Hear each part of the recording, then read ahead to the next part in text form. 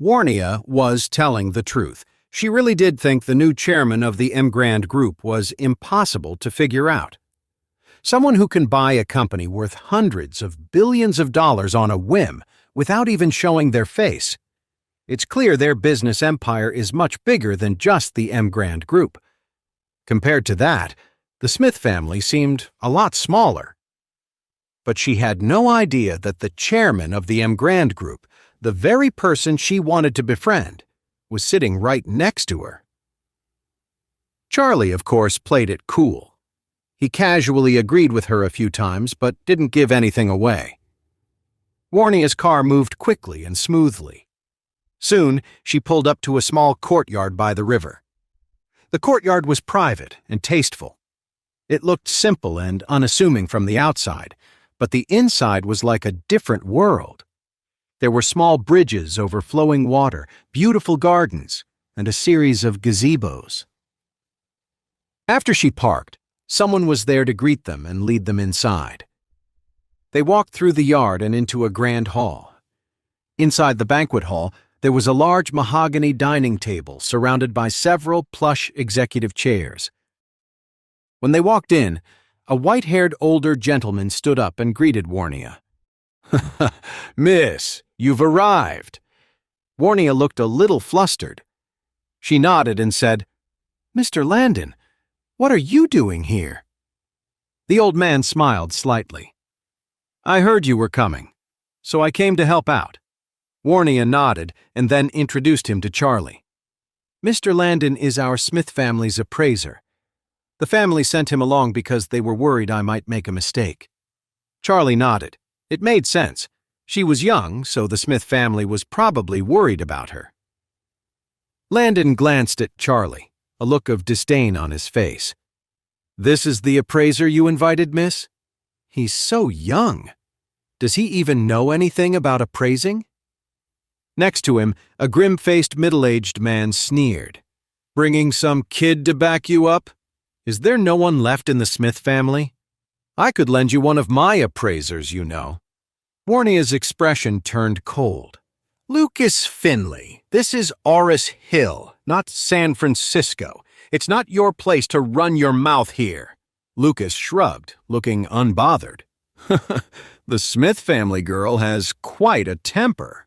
"All right," a middle-aged man sitting across the table frowned. "We're all here for business, not to argue. Let's all calm down." He then gestured to Charlie. "And you, young man, please, take a seat with us." Warnia huffed and slowly sat down. Charlie took a seat as well. She leaned in close to his ear and whispered, "The one who just spoke, Lucas Finley, he's the richest man in San Francisco. Next to him is Wyatt Gilmore, a very powerful holistic design master. The one who broke it up is Christian Knox, the head of the Knox family here in Oris Hill. Their family is one of the most powerful around." Charlie then noticed Lucas Finley was sitting next to an older man in a turquoise suit. The man had a full head of silver hair and an almost otherworldly air about him.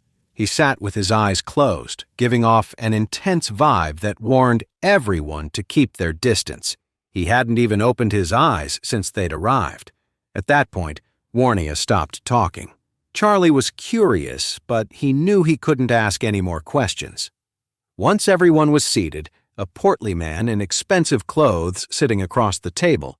"Now that the bickering is over, let's get down to business and see the item.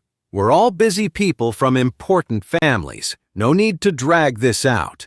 Christian Knox snorted coldly. "If this thing really does what you claim, if it can improve the harmony of a space, bring a sense of calm, and help one focus, then I don't care about $1 billion. The man glanced at him before placing a simple wooden box on the table.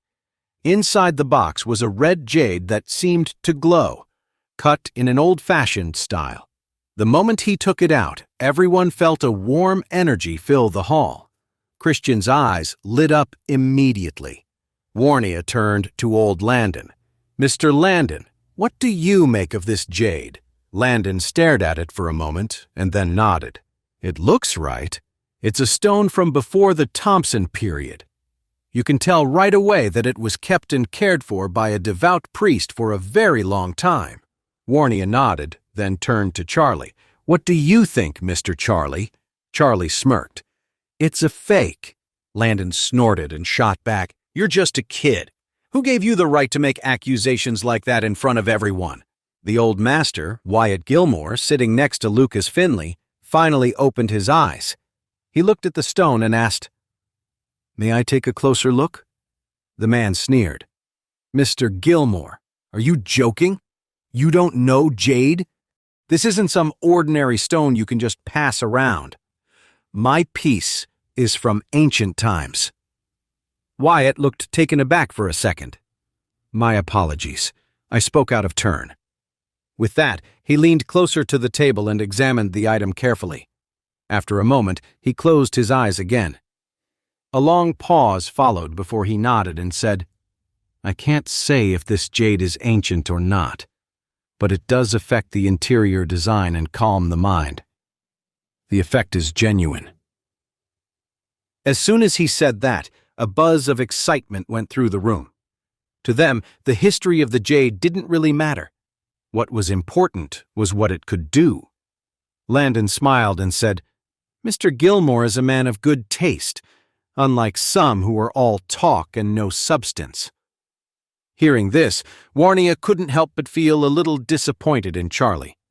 It seemed he really was too young. Maybe he knew a thing or two about restoring historical artifacts, but when it came to appraising genuine antiques, he was clearly out of his league compared to these experienced men. Charlie just shook his head slightly when he saw this. If these people wanted to be fooled, he wasn't going to be the one to stop them.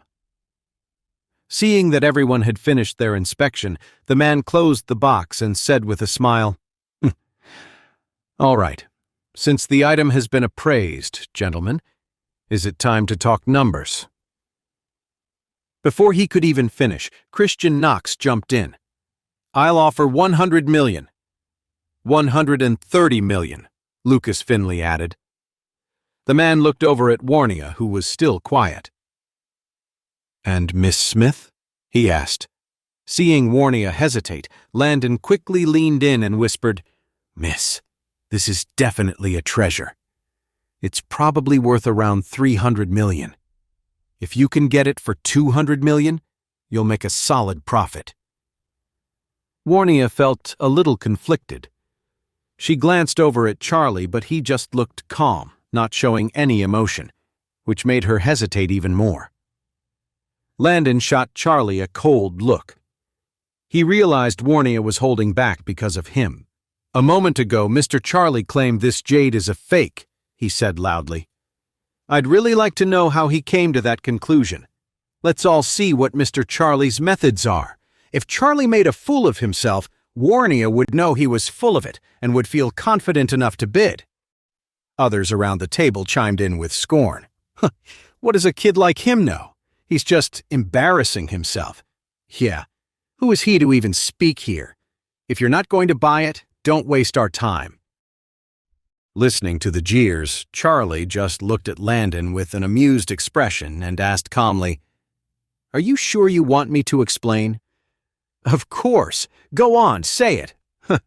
I'd love to see how you con artists usually pull off your tricks. Charlie shrugged. I wasn't going to expose your scam, but since you keep asking, I can't say no. A scam? Kid, are you saying we all missed it? Wyatt, who had been quiet until now, said with a sneer. Charlie glanced at him and shot back. You, in particular, are the most clueless one here. Kid, you're asking for it. Wyatt was furious. Charlie ignored him. The stone is a real jade, so I'll give you liars that much. Then he continued. But this stone isn't from the Thompson period, and it wasn't cared for by some devout priest. It's nothing more than a piece of Texas topaz. The quality is decent, so it has some value, but the price is $500,000 at most. That's garbage! Can't you see the stone is red? Landon scolded. Charlie continued. The red color comes from erosion by manganese ore containing submanganate. Did you really think it was soaked in the blood of some important priest? Then what about that warm energy we're all feeling? Christian frowned and asked eagerly. Charlie shook his head. That part's even less clever. There's a plant from Africa. Its root is ground into a powder and dissolved in water. If you soak this stone in that water for about half a year, you'll naturally get this effect. It's not warm energy.